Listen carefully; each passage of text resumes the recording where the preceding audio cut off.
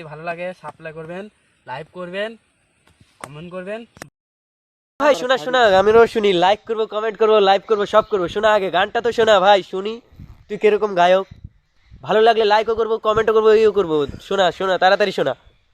বালিকে তোমার নাম লিখে দেব, জলে ধুয়ে যাবে। ভাই দাঁড়া দাঁড়া দাঁড়া, কি বলছিস? বালিকে? বালিকে না ভাই, বালিতে তোমার নাম লিখে দেবো। ভাই তুই কি বলিস? আরো শুনি, আরো বল।